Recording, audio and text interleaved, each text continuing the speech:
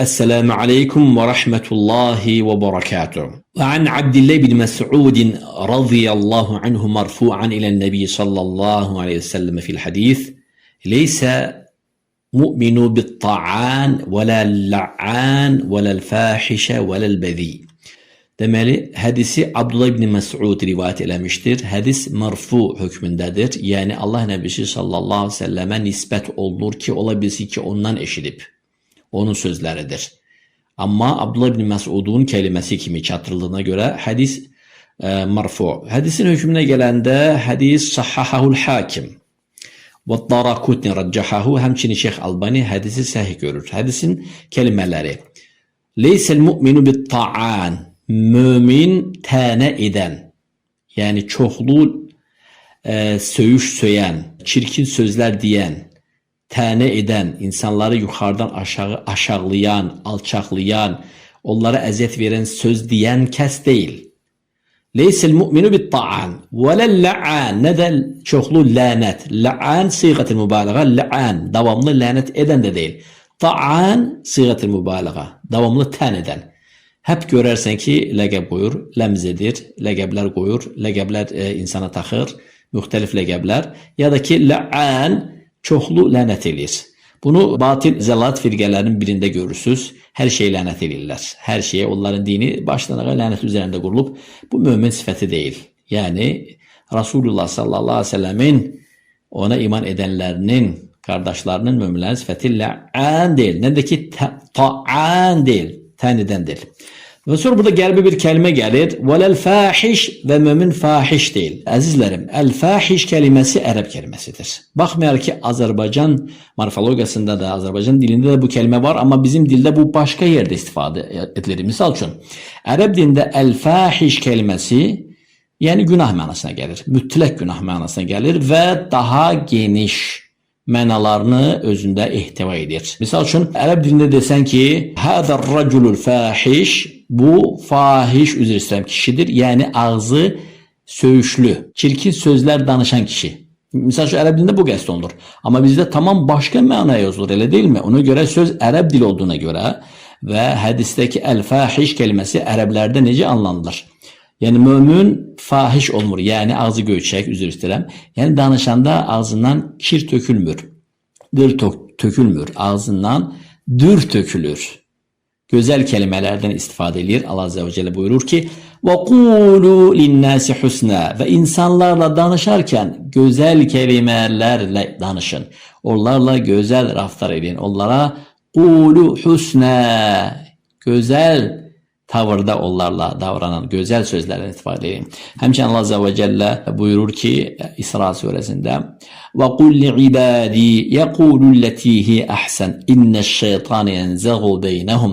Və qullarıma de ki, danışanda bir-birlərilə gözəl kelimələrdən istifadə eləsinlər. Gözəl sözlərlə bir-birlərinə muhatap etsinlər.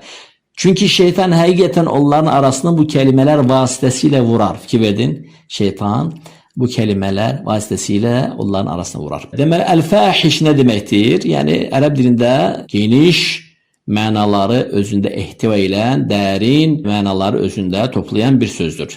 Misal üçün deyirsən ki, Həzəl-əməlül fəhiş, bu pis əməldir. Ərəb dilində mütləq bu mənaya gəldi. Yəni, fəhiş əməl pis əməldir. Misal üçün, o elementar kiçik şeydən də başlaya bilər, lap böyük şeyə kimi, böyük günaha kimi gedir. Yəni, dərakətdir. Yəni, aşağıdan lap dərinə kimi gedə bilir. Misal üçün, məscidin qiblə istiqaməsində bəlğəmli tüpürmək fahiş əməldir. Fahiş əməldir. Amma bizim ərəb dilindən, Azərbaycan dilindəki kəlmə tam başqa məna verir, düzdürmü? Fahiş əməl bizdə nə deməkdir? Misal üçün, ərəb dilində nəğmə oxuyan qadının əməli, nəğmə oxuması fahiş sayılır. Qadının, misal üçün, açıq yerdə, açıq-saçıq yerdə rəqqasəlik eləməyi, bu əməl, rəqs əməli özü fahiş sayılır. Elə təkcə bu əməl özü, başqa şeylə ehtiyac yoxdur. Və belə dərinə getdikcə, sizin ta məşhur tanıdığınız o əməl ki var, fahiş əməllər. Ta o əməllər də həmçinin bu kəlmənin içərisindədir. Fahiş əməllər, yəni böyük günahlar, zina, livat və s. ilə axır, iyazım billah. Deməli, hədisdə nə gəlir? Hədisdə gəlir ki, leysə mu'minu bit-ta'an, Mömin davamlı tənə edən deyil. Görürsən ki, yəni bu sifət müsəlmanın sifəti deyil. O ki qaldı möminin sifəti. O ki qaldı dəvətçinin sifəti. Əslində bu kişinin sifəti deyil. Davamlı tənə eləmək. Yəni sən nəyə tənə edirsən, ona ləqəb geyindirsən, buna ləqəb qoyursan. Yəni insanlar istəsə onlar da sənə ləqəb qoyarlar. Elə qəşəng ləqəb qoyarlar ki, amma onların şəxsiyyəti, mənliyi və onların dərəcəsi buna əl vermir. Yəni ləqəb qoymaqla sən hara kimi gedəcəksən? Yəni bu mömin sifəti deyil. O ki qaldı müsəlman, o ki qaldı dəvətçi. Leysə mu'minu bit-ta'an. Ta'an siğəti mübaliğə. Daima elə bu işlə məşğuldur. Bunlar ləmz eləyirlər. Allah Azze ve Celle ləmz edənləri lənətib. وَيْلُ لِكُلِّ هُمَزَةٍ لُمَزَةٍ. Lüməzənin də mənalarından biri ləmz insanlara ləqəblər taxmaq. Hərəsinə bir ləqəb verir. Baxsan görsən o ləqəblərin özü özündə var. Baxsan görsən ki o insanlar tan etdiyi sifətlər, verdiyi sifətlərin özündə onlar hamısı var. Həyatında da var və həmin o cürə danışan insanları çox gözəl tanıyırıq. Amma subhanallah hər şey danışılmaz. Yəni insanın efir danışma qabiliyyəti olmalıdır. İnsanlarla danışanda efirdə ən gözəl sözlərdən danışmalıdır. Ən gözəl kəlmələrdən istifadə etməlidir. Əgər bacarmırsa, bizdə çox dəyərli, hörmətli qardaşımız, aparıcı, professional aparıcı Elcan bloger var abi. Getsinlər onun yanına bir dəftərlə, qələmlə onlardan efirdə necə danışmaq, nitq və əxlaq və mədəniyyət dərsləri alsınlar və düzgün Azərbaycan ədəbiyyatında danışmaq dərslərini alsınlar. Görürsən, o insan şəriət elmlərlə zəng olmasa da, amma innəllaha la yu'ti alə rifqi mə la yu'ti alə unf. Allah-u Teala'nın rifqə, mülayimliyə, mədəniyyətə, əxlaqa, gözəl kəlmələrə verdiyi bərəkəti və xeyri Allah Teala kobudluğa verməyib. Ona görə emosiyalarını qapanıb, emosiyaları ilə danışan, elə danışdıqca emosiyalarından yəni qovrulub insanlara ləqəblər qoya-qoya tənə edə-edə o insanların dəvətində də bərəkət yoxdur. Onlar üz qarasıdır dəvətdə və həqiqətən dəvət günləri onların əlindən əziyyət çəkir və həqiqi sələfi və sünnə dəvətinə zərbə vuranda elə onlar özləridir. Məyər görmürlər düşmənlərə, onlar xidmət edirlər. Məyər görmürlər ki, siz nəyə xidmət edirsiniz?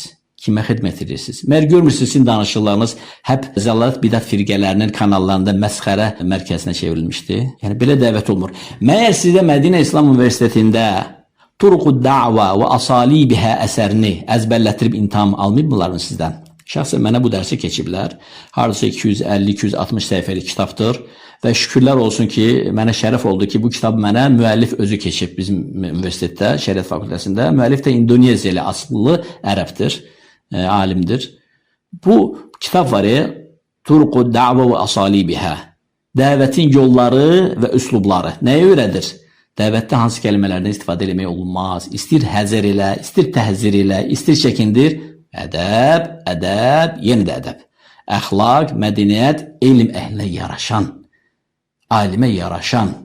Yoxsa baxırsan görürsən elə bir ki, məşdağa lotusudur, bilmirsən, yəni balaxanı qədəşidir, yəni insanın danışıq qabiliyyəti də yoxdur, yəni mədəniyyəti də yoxdur, əxlaqı da yoxdur, insan danışa da bilmir. Üstəlik də artır ora davamlı tənə eləmək, alçaltmaq, aşağılamaq, yuxarıdan aşağı belə danışmaq, sən kim olursan?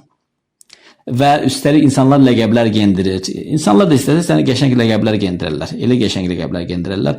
Bu şeylərə dəvətçi mütləq diqqət eləməlidir. Mütləq diqqət eləməlidir. Ona görə o cürə dəvət sələf dəvəti deyil, özünü öldür. O cürə dəvət, ola bilsiniz ki, sənin hakimiyyə, xuruc, təkfir məsələlərdə mənhəcin sələfidir, alqışlar. Çox gözəl. Elə məndə də həmin mənhəcdir. Amma dəvət üslubundakı sənin mənhəcin sələfi mənhəci deyil. Sələfi mənhəci deyil. Sələfi, Şeyx Albani demişkən, hər şeydə sələf olmalıdır. Dəvətində də, danışında da, xitabında da, uslubunda da, mövizəsində də, mədəniyyətində də, əxlaqında da, əqidəsində də, usulunda, hər şeydə. Amma bir şeydə sələfi, digər şeydə də ki, yəni tənə edən, Allah nəbisi buyurur sallallahu aleyhi ve sellem, leysəl mu'min, mu'min deyil, yəni kamil iman sahibi deyil, möminlərin sifətindən deyil, bit-ta'an, davamlı tənə edən. وَلَلَّعَّانِ devamlı lənət edən. Yəni sən bu bidət firqəsində görərsən, deyərsən ki, onu görə Allah sənə lənət eləsin. Bunlar da dildə, adətdə, misal üçün, filan kəsə lənət olsun, Allah sənə lənət eləsin. Bu sifət şükür Allaha əhl-üsündə də əsla yoxdur. Bidət əhlində var, rafizlərdə. Həmçin gəlir ki, وَلَلْفَاحِشِ və mömin bu sifətə də malik deyil. Yəni söyüş söyən deyil onun ağzı. Fahiş nə deməkdir? Şeyh Süleyman Ruheyli bunun şərhində deyir ki, "Ellezî yekûlu qavlel qabih." O kəs ki, çirkin sözlər deyir. Danışanda çirkin kelimələrdən istifadə edir. "Ev yef'alu qavlel qabih." Ya da ki, elədiyi əməllər çirkindir. Yəni misal üçün gəlir görür ki, qonşunun həyəti darvazası açıqdır, içəri boylanır. Bu əməl ərəb dilində fahiş əməl adlanır. Yəni ərəb dilində dediyim kimi bu daha geniş mənalı ifadədir. Üstəlik də icazəsiz onun bağına girir. Lap betər. Üstəlik də görür ki, ev açıqdır və pəncərədə açıqdır. İçəridə də ki, ailə var, söhbət edirlər, boylanır. "Salam məleykim. Ağsaqqal evdədir." Bu əməl fahiş əməldir ərəb dilində. Çünki bütün mədəniyyətin ramkalarını pozmuşdur. Birinci sən qapıdan içəri baxmağın haramdır İslamda. O ki, qaldı icazəsiz bağın içərinə girmək. Üstəlik evin həyətinə kim girib və pəncərədən içəri baxıb və ailəni görmək və demək ki, ağsaqqal evdədir. Ərəb dilində bu da əməl elə kiçik buradan başlayır ta böyüyənə kimi günahların ən fahiş günahlarına kimi gedir. Allah Azze ve Celle buyurur ki, şeytan sizə pisliyi və fahiş əməlləri əmr edər. Və həmçinin hədisin davamında gəlir ki, "Vələl fâhişu vələl bəzi." Həmçinin mömin bəzi deyil. Bəzi nədir? Ağzı söyüşlü. Bəzi insanlar görürsən ki, ucqar kənd yerlərində, sivilizasiyadan uzaq yerlərində görərsən insan ağzı hep söyüşlüdür. Yəni söyüş onun cümləsinin hər ikinci kəlməsidir. Bu belə olmur. Mömin belə olmur. Vələl bəzi. Həmçinin söyüş olmasın çirkin kəlmələr. İnsanı alçaldan, insanı ləqəb geyindirən, insanı aşağılayan, insanı yuxarıdan bu mömin sifəti deyil. Hədisə gələndə hədisi Şeyx Albani səhihləşdirmişdi. Hədisi Hakim rivayət etmişdi və sahaha. Həmçinin Daraqutni rəcəha və hədis marfu Abdullah ibn Mas'udun sözləri olsa da Allah Nəbisi sallallahu əleyhi və səlləm raf edilir. Keçək digər hədisimizə. Digər hədisimizi Əbu Dərdə radiyallahu anhu Allah Nəbisi sallallahu əleyhi və səlləmdən belə rivayət edir. İnnallaha yubghidul fahişel bezi. Həqiqətən Allahu Teala el-fahiş vəl-bəzi olana buğz eləyər. El-fahişi izah elədik. El-bəzir izah elədik. El-fahiş pis kəlmələr danışan və pis əxlaq sahibi, həmçinin pis əməllər və pis feillər edən istər kişiyə, istər qadına deyilir. Və bu günah yəni kiçikdən böyüyə kimi gedir. El-bəzi yəni danışarkən söyüş istifadə edən, ağzı söyüşlü olan insan el-bəzi deyilir. Deməli Allah Əzzə və Cəl, İzzət və Cəlal sahibi təsəvvür eləsən, ey dəvətçi, sənə buğz edir. Həqiqətən Allah Subhanahu Taala'nın sifətlərindən el-hubbu vəl-buğz. Necə Şeyx Abdurrazaq deyir bunun şərhindən və Şeyx Süleyman Ruheyli Allah Taala sevir kimi mömin qulu, kəram sahibi, ehsan sahibi, iman sahibini, təqva sahibini. Həmçinin Allah Azze və Cəllə buğz edir, yəni nifrət edir, qəzəblənir. Kimə?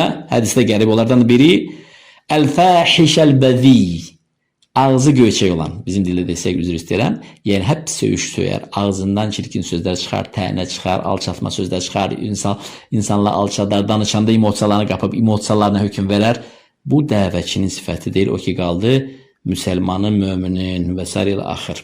İkinci hədisimizə gələndə Əxrəcəhu Tirmizi və Sahaha. İmam Tirmizi Sünəndə rivayət edilmişdir və həmçinin özü də səhih görmüş və Şeyx Albani həmçinin də səhih görür. Digər hədisdə gəlir ki, "Mə kənən nəbiyyü sallallahu aleyhi və səlləmə fahişəl bəzi." Bu hədisi isə İmam Buxari Cami Sahih hədisində rivayət edir. Buyurur ki, sahabi gəlir, Allah Nəbisi sallallahu aleyhi və səlləm özü də belə deyildi. Hansı sifətlərə malik deyildi? El-fahişəl bəzi. El-fahiş izah elədik. Pis və çirkin kəlmələr danışan və pis və çirkin əməllər görən, əlbəzi söyüşlü ağız olan insan. Allah Nəbisi bu sifətə malik deyildi. Yəni burada Allah Nəbisinin simasında dəvətçinin obrazı var. Dəvətçi belə olmur. İslam dəvətçisi, iman dəvətçisi belə olmur. Bu, yəni Allah Nəbisi sallallahu aleyhi ve sellem'in nəhcindən çıxmış, onun yolu ilə getməyən, onun yolu ilə dəvət etməyən insanların düşdüyü kobud xatadır. Allah hamımızı muaf eləsin. Və şərhində gəldi ki, huvellezî yekûlu qavlel qabih.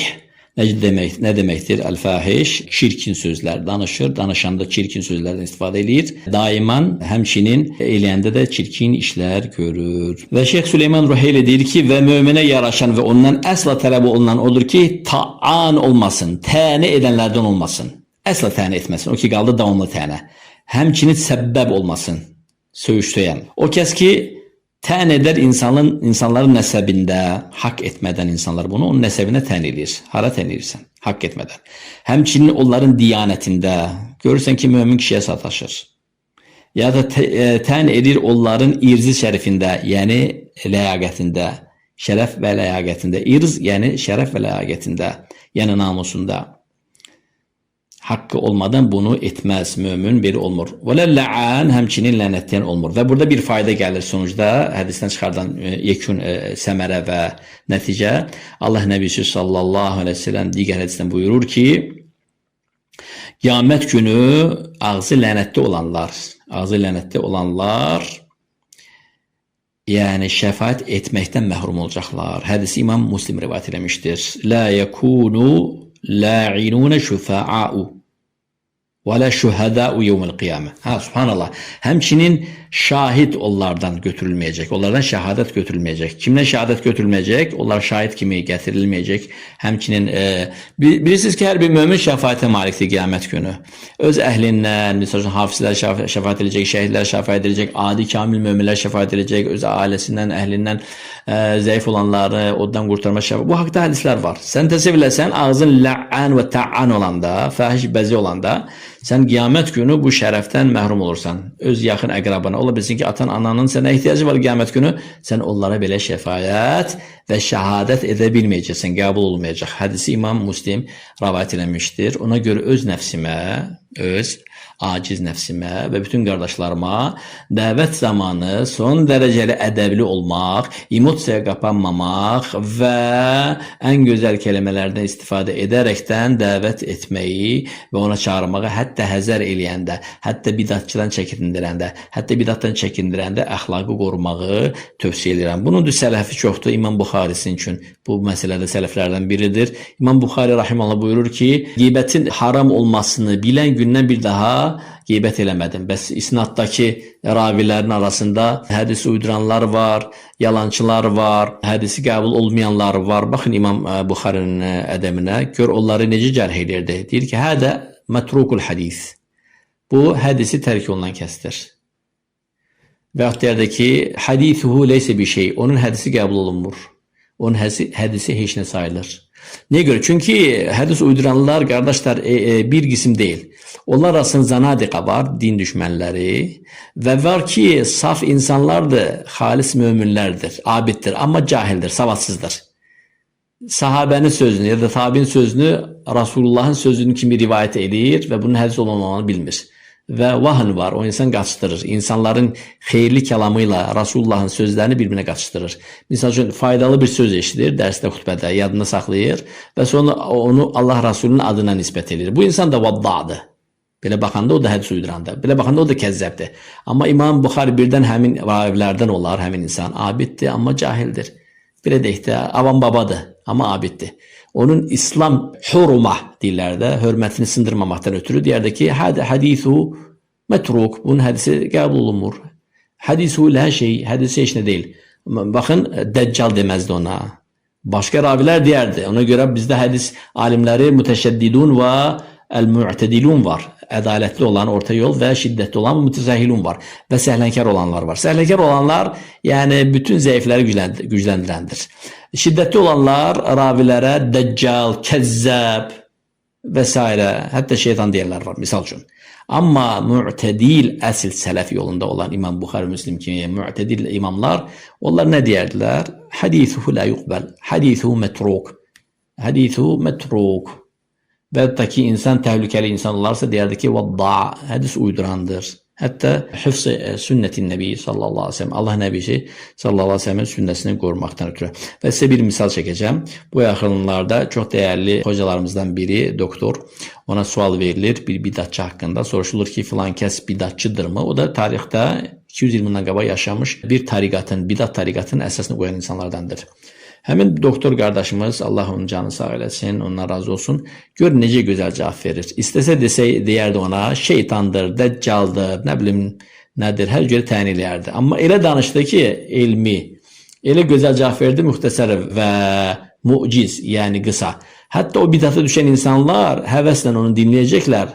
Əgər onlarda insaf və Allah qorxusu varsa, deyəcəklər ki, mən niyə azmışın da azı düşmüşəm? Elə bunu tərk edib Allah nəbisinin yoluna niyə qayıtmayım deyə onlar da belə bu gözəl tövsiyədən səmərə görəcəklər. O həmin bidatçı necə vəsf edildi? Əvvəlcə onun doğum tarixi neçənci əsrə düşür. Onu da gətirmə səbəbi nə oldu? O əsrdə güclü ateizm yayılır həmin ölkədə. Həmin insanda da iman qeyrəti olur. Güclü iman, İslam qeyrəti olur və ateizmə qarşı mübarizə üçün neyniyir? Dəvətə başlayır tək başına və çoxlu əzablar görür, işgəncələr görür, həbslər görür və s. Amma insan özü bidatçıdır. Sonra bizim həmin dəyərli doktor qardaşımız deyir ki, amma insana gələndə insan əhl-i sünnədən deyil, özü filan əqidənin mənsubudur. Həmin əqidə də bizdə bidat sayılır. Filan mənhəcin mənsubudur. Həmin mənhəc də bizdə əhl-i sünnədən sayılmır. Həmin insanın dəvət üslubu da əhl-i sünnədən deyil, əhl-i sünnəyə müxalifdir. Ədəblə gözəl bir şəkildə insanı carh edir. Elə carh edir ki, hətta müxalif tərəf, hətta o təriqətdə olanlar, əgər onlarda insaf və bəsirət varsa, deyəcək, nə gözəl izah elədi. Haqqına girmədən və Allah Rasulunun dinin haqqında qorudu və bidatdan da çəkindirdi. Bidatçını da bariz şəkildə izhar elə. Bu şəkildə çəkindiriləcək. Bax, bu hara bir də var ki, emosiyalarına qapanırsan və başlayırsan ləqəblər qoymağa. Baxsan görürsən ki, həmin ləqəb qoyan insan özündə elə o sifətdən özü var. Yəni tanıyanlar tanıyır. Amma bu niyə lazımdır? Bu emosiyaya qapanmaq və niyə lazımdır bu şeylər eləmək? Bunların heç birində xeyir, bərəkəti yoxdur və bu hədislə xitam verim dərsə İnnallaha la yu'ti alə rifqi mə la yu'ti aləl unuf ravahul Buxari. Allah-u Teala yumşaqlığa, rifqa, liyinə verdiyi xeyir və bərəkəti kobudluğa verməmişdir. Hədə və sallallahu və səllim alə nəbinə Muhammed və alə alihi və sahbi ecmaîn.